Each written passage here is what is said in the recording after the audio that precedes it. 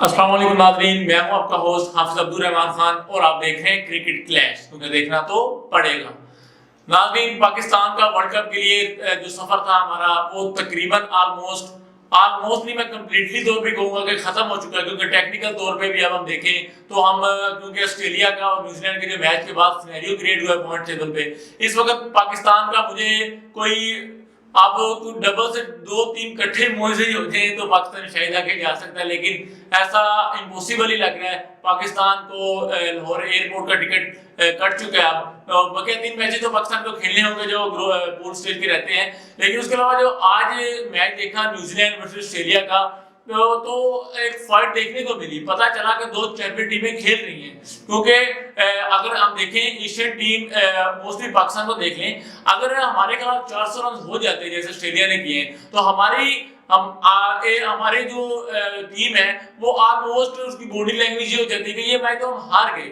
लेकिन हमने न्यूजीलैंड की तरफ से देखा, उन्होंने काफी इम्पैक्टफुल उनकी तरफ से परफॉर्मेंसेज आई। रविंद्रा की परफॉर्मेंस देख लें, उसके बाद निशम ने एंड पे आके काफी चार्ज किया, डेरल मिचेल ने मिड में आके अच्छा खेला, तो उनकी एक छोटी छोटी पार्टनरशिप उन्होंने काफी अच्छा स्कोर किया।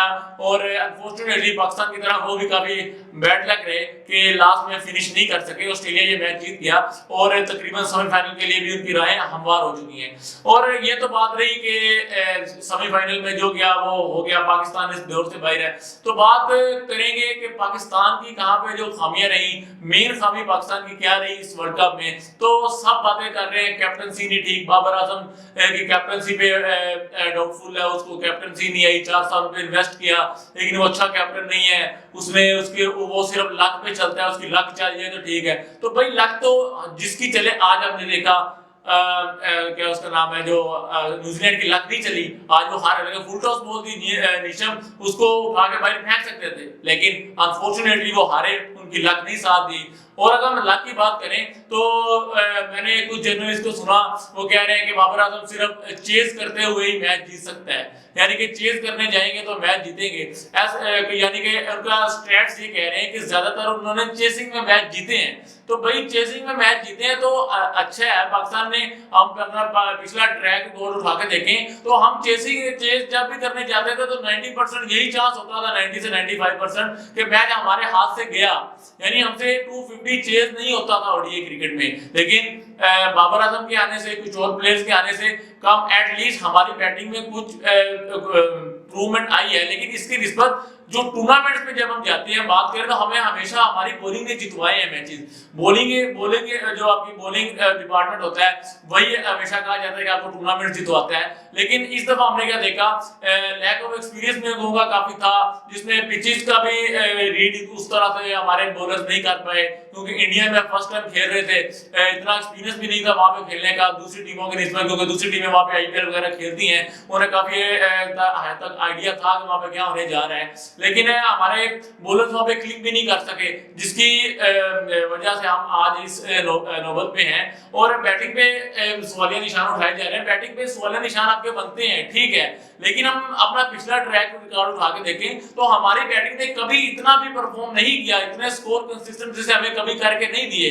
हमारी बैटिंग लाइनअप हुआ जो 250 किसी मैच में जाके करती थी, 250 कर लेना तो हमारी बॉलिंग जितवा दिया करती थी वो मैच। आज का हमारा दिन वो है कि हम 300 कर लें तो हमारी बॉलिंग पे फिर भी नहीं, हमें अभी अफगानिस्तान जैसी टीम ने हमें मैच हरा दिया है 282 करने के बावजूद। और बाबर आजम की कैप्टनसी में बातें हैं। बाबर आजम आप देखें पिछले मैच में उसने अच्छे बॉलर चेंज किए, उन्होंने अपने जो मेन बॉलर थे शाहीन, हारिस, वसीम, जिन्होंने उनको ओवर करवा दिए, उन्हें विकेट्स भी लेके दी। अनफॉर्चुनेटली एक विकेट रह गई, अंपायर का फैसला था, हम नहीं जीत सके। और अगर मैं देख रहा था काफी जो हमारे साबिक क्रिकेटर्स हैं वो बयान दे रहे हैं। अब आप बयान सुन ले जी, अपना कामरान इकबाल साहब का बयान है, जिन्होंने स्टेटमेंट दिया है कि प्लेयर्स को मैचेस जीतने के लिए क्या चीज पकड़ने पड़ेंगे।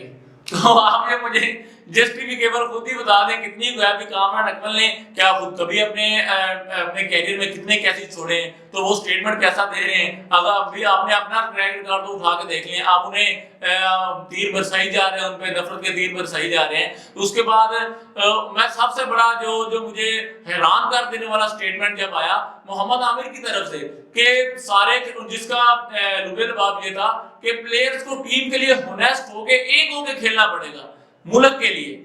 आप कितना को मुल्क के साथ ऑनेस्ट हुए हैं वो सारों को ही पता है। उसके जो आपने मुल्क के साथ कर दिया है वो अल्लाह ना करे कि और प्लेयर या आने वाला हमारा ऐसा निकले आपके जैसा जो ऐसी हरकत करे। और इसके अलावा अगर हम बात कर लें मिसबाह उल हक हमारे एक्स कैप्टन है, हमारे बहुत बड़ा मुल्क का नाम रहा है क्रिकेट में, उनका जो जिन्होंने अपनी क्रिकेट डिफेंसिव मोड में ही सारी खेल दी, वो बयान दे रहे हैं कि टीम को डिफेंसिव माइंडसेट से बाहर निकलना होगा। भी आप जब कप्तानी करते रहे 5 से 6 साल आप कप्तान रहे, खुद तो आप डिफेंसिव कप्तानी करते रहे, खुद तो आपने सारे डिफेंसिव डिसीजन लिए, और अब जब अगलों की बारी है तुमको कह रहे हैं कि आप डिफेंस छोड़ दें। और भाई कोई अपना अपना कैरियर उठा के देखें, अपने गिरेबान में भी खुदारा झांकें, तो अगलों पे तीर बरसाने से पहले पहले खुद तो देख लें भी आपने खुद यही किया है और अगलों को कह रहे हो कि ये ना करे। मैं कहता हूं उनकी निस्बत तो आज की टीम फिर भी कुछ अटैकिंग क्रिकेट खेल रही है, लेकिन बाबर आजम की कैप्टनसी जो कि नजर आ रहा है कि अब जाने वाली तो है, क्योंकि काफी अशरफ साहब काफी सरफराज अहमद से मीटिंग्स कर रहे हैं, जिससे सरफराज अहमद को लाना इस वक्त मैं कहूँगा सबसे बड़ी जो बेवकूफी, अगर सरफराज अहमद को लाया जाता है तो मैं समझूंगा, क्योंकि सरफराज अहमद इस वक्त 36 से 37 साल उनकी उम्र हो चुकी है, उनकी क्रिकेट का ज्यादा से ज्यादा 1 से 2 साल ही बाकी है। ये आप बात ना भूलिएगा, 1 से 2 साल ही बाकी हैं, और आप उनको कैप्टन लगाएंगे, 1 साल बाद वो फिर रिटायरमेंट ले लेंगे, तो फिर आप नया कप्तान फिर से ढूंढेंगे, फिर से नई कश्मकश में लग जाएंगे कि अगला कैप्टन किसे बनाएं, बस इसे में लगे रहेंगे, फिर क्या आप दोबारा बाबर आजम को लाएंगे या फिर नया कैप्टन ढूंढेंगे। भाई अगर आप बाबर आजम को हटाने जा रहे हैं तो पहली तो बात है मेरे चलो हटा दें, क्योंकि उनकी जो बैटिंग है उस पर काफी इफेक्ट हो रहा है। अगर बाबर आजम को हटाते हैं तो कोई ऐसा कैप्टन लाएं, कोई जो हमें लंबे अरसे तक सर्व कर सके।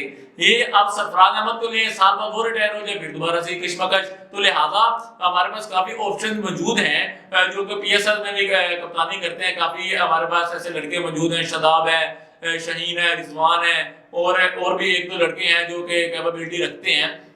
और बाकी मैं कहूँगा सरफराज अहमद की कप्तानी तो इस वक्त कप्तानी उनकी ठीक है, अच्छी थी, लेकिन अब उसका ये ऐसे तो आप देख ले कि अब जो द ग्रेट इमरान खान थे तो उनकी उन्होंने वर्ल्ड कप जितवाया, बहुत अच्छे कप्तान थे, आप उन्हें वापस टीम में ले।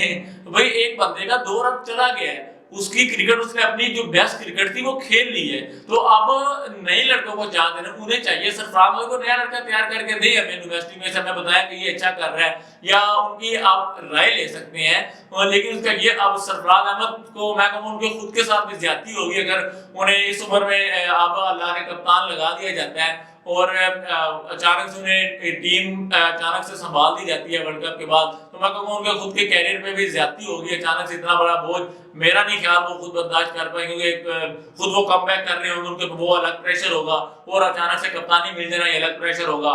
और बाकी बाबर आजम की कप्तानी अल्हम्दुलिल्लाह हमने काफी अच्छे इवेंट्स खेले, काफी अच्छे जीते, और लक बाबर आजम की नो डाउट साथ नहीं दी उस तरह, लेकिन जो मैं एक बात जरूर करना चाह रहा था, बात ये करना चाह रहा था कि कुछ नाकदीन जो है, नाकदीन ही मैं कहूँगा उन्हें, वो कह रहे हैं कि बाबर आजम की जो कप्तानी में मैचेस जीते हैं वो सिर्फ और सिर्फ लक की वजह से हम जीते हैं। हम लक की वजह से सेमीफाइनल तक 21 में पहुंचे, लक की वजह से वर्ल्ड कप दूसरे 22 में फाइनल में पहुंचे, लक की वजह से एशिया कप के फाइनल में पहुंचे, लक की वजह से अभी तक आ रहे हैं। तो भाई सरफराज अहमद ने जो हमें 2017 में चैंपियन ट्रॉफी जितवाई थी, तो क्या वो लक नहीं था? क्या वो दुआओं का नतीजा नहीं था? क्या श्रीलंका के हाथों से जो फरिश्ते कैच छुड़वा रहे थे वो दुआएं नहीं थी कि वो क्या था? आप खुद ही बता दें, बुमराह का 9 बॉल हो जाना, फखर जमान का सेंचुरी कर जाना उसके बाद, तो क्या ये लक नहीं था? सरफराज अहमद का भी लक बहुत था, लेकिन अनफॉर्चुनेटली बाबर आजम का जब बड़े वक्त पे इन दी फाइनल्स आप कह सकते हैं कि वहां पे लक साथ नहीं दिया सरफराज अहमद का, तो वहां भी लक चल गया, फखर जमान ने सेंचुरी कर दी थी। तो इस पे आप कहें कि सरफराज अहमद की सिर्फ कैप्टनसी की वजह से हम जीत गए हैं, तो ये कहना मैं कहूँगा थोड़ा सा माजरत के साथ गलत होगा। तो बाकी प्लेयर ने लक भी थी उसमें, फैंस की दुआएं भी दी और परफॉर्मेंस भी थी, तीनों चीजें साथ होती हैं तो टीम जीतती है। आप ये कह देना कि वो तो सिर्फ ऐसे उसका तुक्का अड़ गया जी, अड़ गया उसका वो जीत गया, ये तो अब कोई जस्टिफिकेबल बात नहीं है। लिहाजा अगर आपने बात करनी है तो स्टैट्स पे करें। बाबर आजम की कप्तानी में हम ना भूलें कि हम आईसीसी के जितने भी इवेंट्स खेलने हैं ये निकाल के हमने सब अच्छा परफॉर्म किया और टॉप 2-3 में हम आए हैं, तो ये कभी ना भूलें। इसके और मैं होप करता हूँ कि जो भी पाकिस्तान की आने वाली जर्नी है बाबर आजम आई होप अगर वो कैप्टन नहीं रहते तो मैं कहूँगा ज्यादा अच्छा परफॉर्म कर सकते हैं। जो हम उनसे एक्सपेक्टेशंस है हमारी कि वो जो सबसे ज्यादा रन्स करें पाकिस्तान की तरफ से, जो लेजेंड प्लेयर है उनको वो कट ऑफ करें, तो आई होप वो करेंगे इंशाल्लाह। इसी के साथ अपने मेजबान हाफिज अब्दुल रहमान खान को दीजिए इजाजत। अल्लाह हाफिज। क्रिकेट की लाइव देखना तो पड़ेगा।